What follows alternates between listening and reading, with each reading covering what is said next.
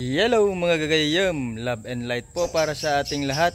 In this video, ang gagawin ko ngayon ay i-clearing ko itong chicken coop namin ni Kuya Boy kasi tapos na ang summer at naging malago na rin itong mga halaman dito sa kanilang loob ng chicken coop. During summer season mga gagayam, itong mga halaman dito sa loob ng kanilang coop ay nagsilbing kanilang kanlungan dahil nga mainit. At ito na yung naging resulta. Itong inahin na chicken, naglilimlim na siya. At marami na siyang itlog na inilabas. Kaya lang nauulanan, kaya hindi sila nabubuhay. So, ito yung ginagawa ko ngayon. Ina-upgrade, naglagay ako ng partition. Pero nakapag-desisyon ako na ngayong araw tatapusin ko na. Siyempre, mamayang hapon. At yun yung nilagay kong paitlogan, Bakisa Ilocano, pero hindi naman niya ginagamit. Kaya ako na ikukulong ko na lang muna sila dito sa maliit na space na to para dyan sila makapag focus ng kanilang breeding. But for the mean, lilinisin ko muna itong kanilang paligid. Mga gagayam, yan, marami-rami rin to pati sa labas.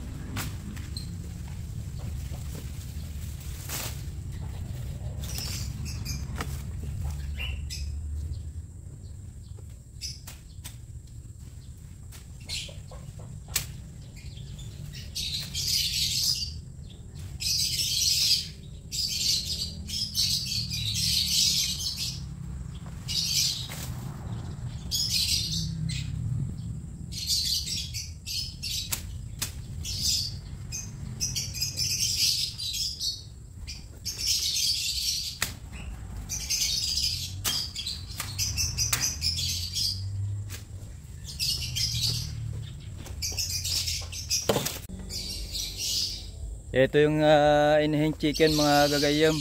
Chinese chicken siya. So, pasensya ka na muna at madidisturb ka. Pero naglilimlim din pala siya. Yun nga lang, ang naging challenge nung una, nangingitlog siya ng kung saan saan. Pero first time din niya kasi siyang mangitlog, kaya basal pa rin itong maging inahin. So no choice talaga na ma-disturb siya kasi nga naulanan naman yung mga itlog niya. Kaya ngayong season ng kanilang pagingitlog hindi mo na sila makakapaglimlim at makapag-produce ng mga Chinese chicken na chicks. So ayan mga gagayam, punta naman ako sa labas para i-clearing ngayon yung paligid doon.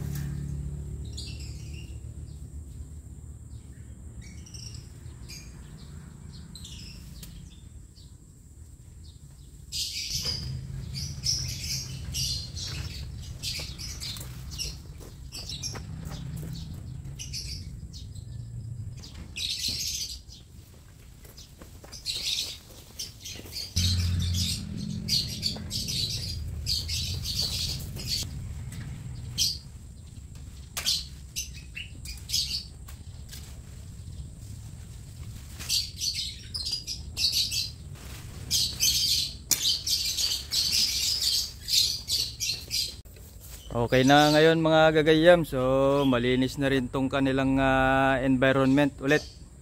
So ayan, yung Chinese chicken natin nandun pa rin siya, hindi natitinag. Ganun talaga ang experience ng mga baguhan. At basal nga itong ating Chinese chicken sa pangingitlog, hindi pa siya makapag-produce ng mga chicklings niya. Kaya yun nga yung sabi ko kanina, minomodify ko yung kanilang itlogan para doon na lang sila mag-focus sa loob. At maiayos ko na rin itong kanilang chicken coop. At dito nagtatapos ang maikling vlog natin para sa ngayong araw mga gagayam. Ang pagki-clearing dito sa aming chicken coop. At yung mga waste na nakuha, hindi naman waste yun kasi mga kamoteng kahoy yun. Kukunin ko pa rin yung puno nun para itanim.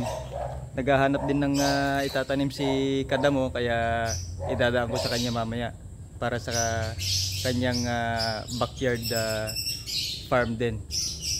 So mga gagayam, hanggang sa muli, paalam!